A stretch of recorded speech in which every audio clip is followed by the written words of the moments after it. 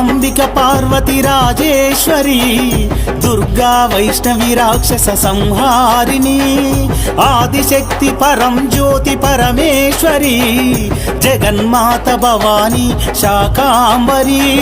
నామాలు అనేకం రూపం ఒకటై మమేకం, ఐశ్వర్యదాయిని దారిద్రనాశిని ధనప్రదాయిని ఫలప్రదాయిని, దివ్య రూపము సర్వంబు నీవంబు అపురూప